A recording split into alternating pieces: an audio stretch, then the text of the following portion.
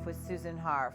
Hi everyone, I'm Rose Martin, and thank you so much for joining us as we get tools and strategies for how to navigate this crazy thing called life from our absolutely favorite life coach, Susan Harf. Like you, I can't wait to see what's on her mind today. Hi Susan. Hello, Rose. What are you thinking about? I'm happy to see you. I'm thrilled that you're here too. Today we're talking about something that a lot of clients have been speaking to me about lately, and it has to do with what do you do when your child will not go to bed? All right, parents, get your friends, get everyone you want to think about, call them up and see this is a show you want to watch. You know, I'm often surprised at what people mean when they tell me their child will not go to bed. Too often, they mean that they say to the child, it's time to go to bed now, and miraculously the child doesn't say yes. I can't imagine why not. Kids think that going to bed is boring. There's nothing to do.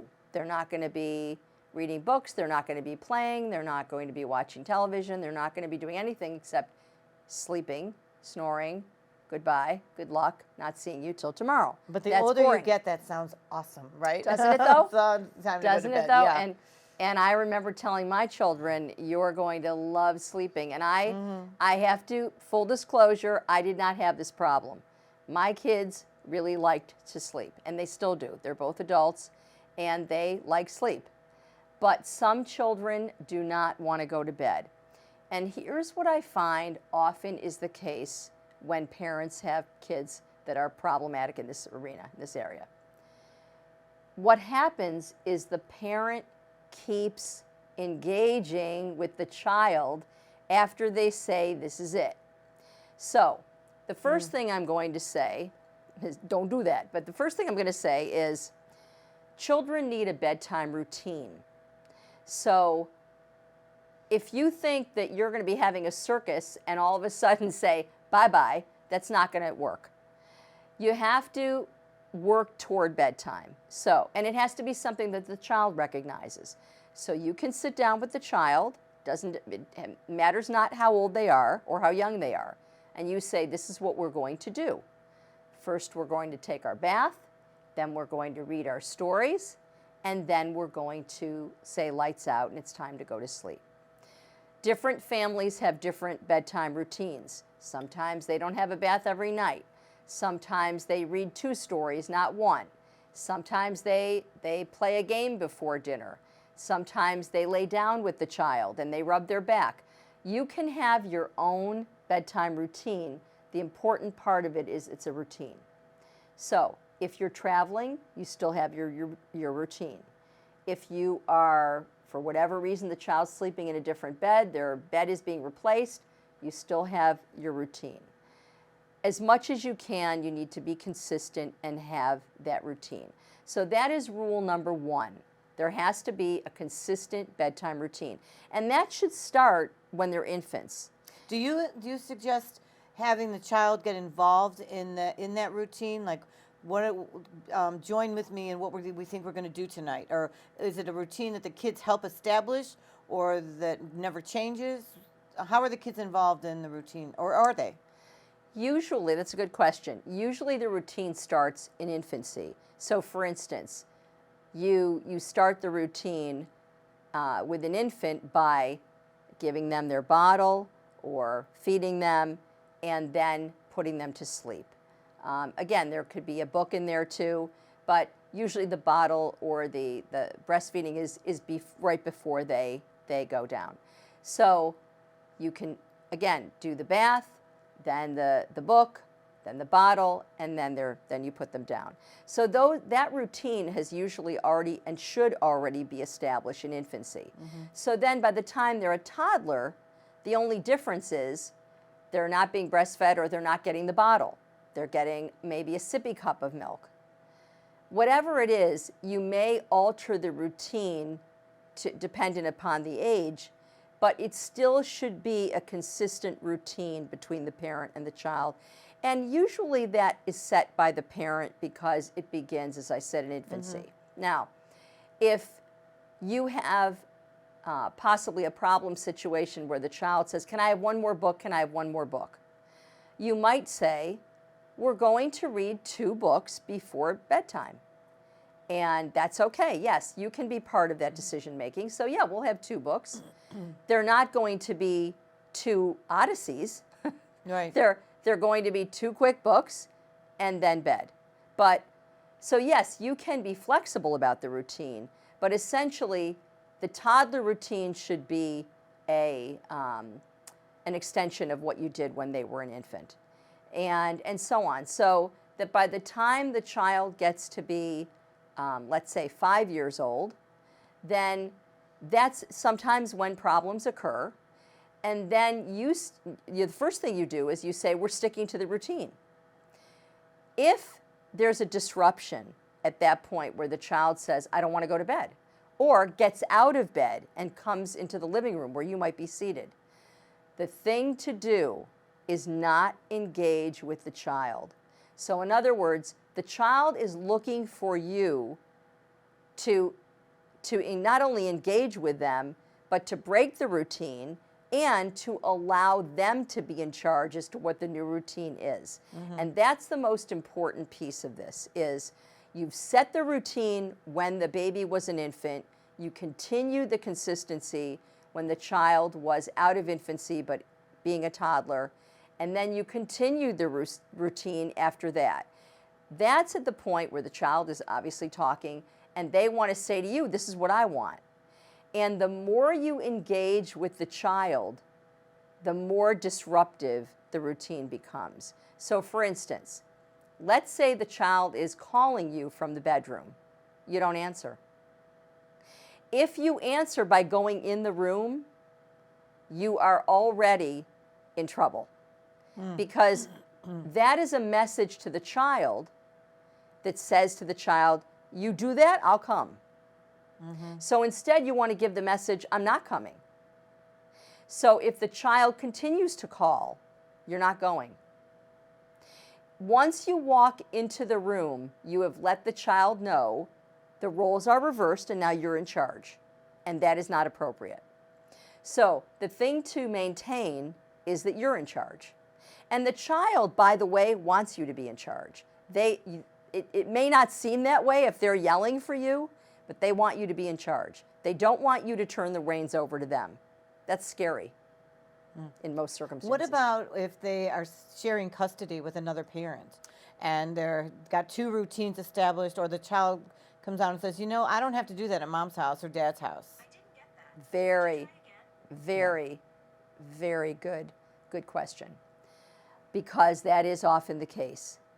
So instead of wondering what's happening when the child is at my ex's house, what you need to do instead is ward that off by having a conversation between you and sit down and discuss, how are we going to handle the bedtime routine, and let's develop some consistency among our 2 homes. Now, that is not always the case. It's, if you couldn't get along when you were married, chances are it's not going to be any easier when you're not. But in an effort to maintain the peace, that is the first thing you need to try, is to have a conversation with your ex so that the effort is made to have the same routine in both homes. The more consistency you can have in all realms between the 2 homes, the better it is for the child. Otherwise, you're putting the child in the middle of the 2 of you and your problems. And you don't want to do that. You don't want to use your child in that way. So I'm glad you asked that, because it's a very important issue, and it's true for many homes, many families. So the more consistent you can be with your rules, the better. And bedtime is a big one. And you don't want to make that arena a point of contention. So you try and have the same rules in both homes. So if the child says, that's not what I have to do at dad's house, that is irrelevant material, because that's what we're doing here. So that doesn't make you change your bedtime routine. Again, you don't want to go in there when the child's calling for you. Okay, so now the second thing that might happen is they might come out. If they come out of the room, you do not pay attention to what they're doing. Now, some people might say that's ridiculous. They're now in the kitchen. They shouldn't be. They're in there. They want to go in the brother's room. If at all possible, you remain neutral about what's going on with the child. If you get involved in what they're doing, you are again saying, you're in charge, I'm not.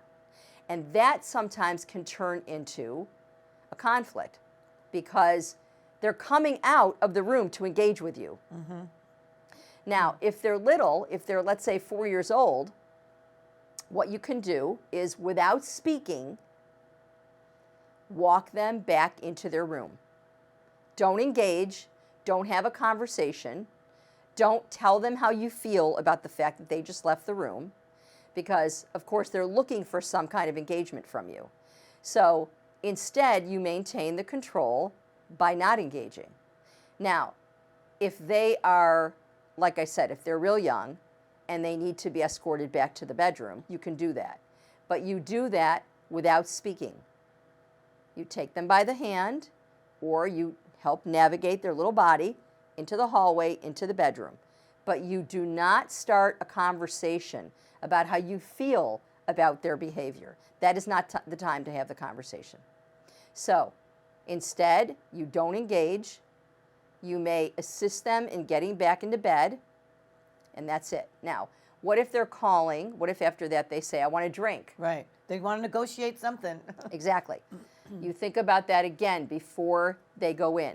So if this is a child who does need a drink before bedtime, you have the drink in the room on the nightstand before you say goodnight. So you think about these things, the book, the bottle, the sippy cup, sometimes I used to sing a song to my children before it was lights out. You sing the song. You do whatever is going to be done before you say goodnight. This is it. And if they try and circumvent that, or if they try and get you engaged afterwards, the main thing to remember is you're not engaging. And you're not engaging because you're in charge. They're not. And they want to be in charge, but they really don't. They really don't. So in fact, Mom, come get me. You don't yell out, no, I'm not coming. I think I'm going to fall out of bed, and you know they have the things on the side rails, of the bed, yeah. the rails. So you know they're not going to fall out of bed. You don't engage. You don't answer. If they come out, chances are they don't at that point. But if they come out, you do not engage. Now, in one extreme case, I had a client whose child did come out, and they tried to get the parents' attention in a number of ways. One of the things they did is they went in the kitchen and they started banging pots. And what I advised the parents to do, and I think they probably thought I was crazy at the time, I advised them to go in their room and close the door. The parents go in their room. And they did. And the child stayed in the kitchen until he got tired and he fell asleep. And that was better than the parents engaging, because the next night the child didn't come out.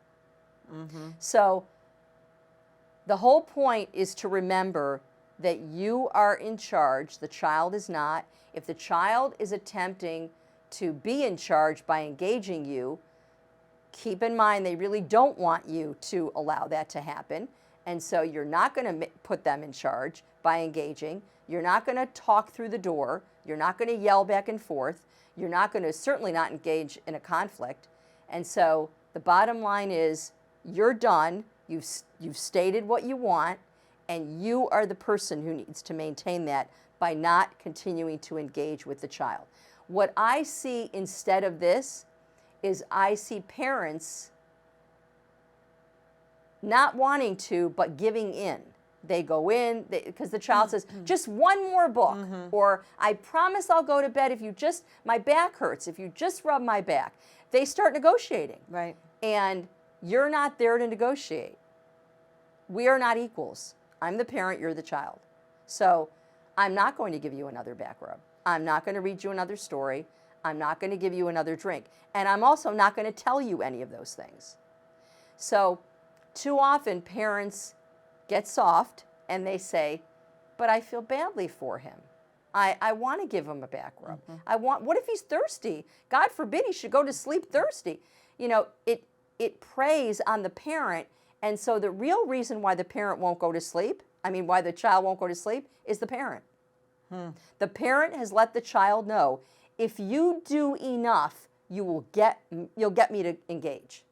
And by doing this routine, establishing this routine when they're just babies, this will alleviate all kinds of headaches and problems as they're getting older. Exactly. By not rewarding that behavior or by not having inconsistent standards. Exactly. Exactly.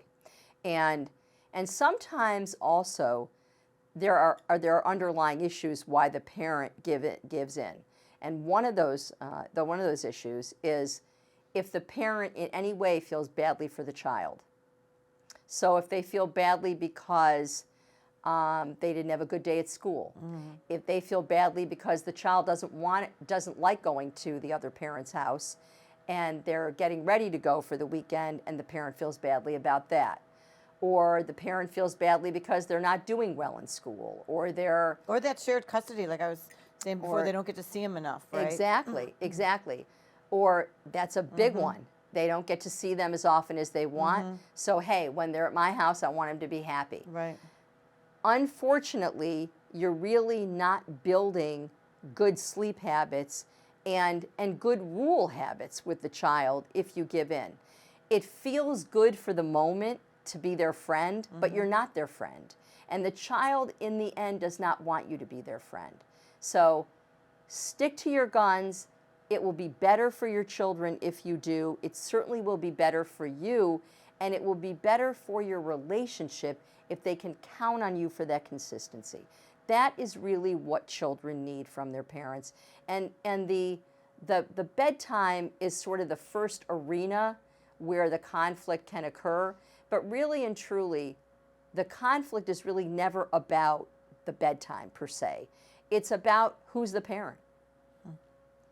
Susan, I think everyone's going to be able to have a good night's sleep. The children and the parents. This was wonderful, learning about how to not negotiate with your kids for bedtime and creating a great system so that you can all get a good night's sleep. Thanks so much to Susan Harf again for her advice. You know, she's our favorite life coach. If you want to reach Susan, you contact her at reallife@blueridgepbs.org. Drop her a note, ask her a question. Until next time, I'm Rose Martin. Thanks for joining us, and go out there and put your kids to bed and have a good life.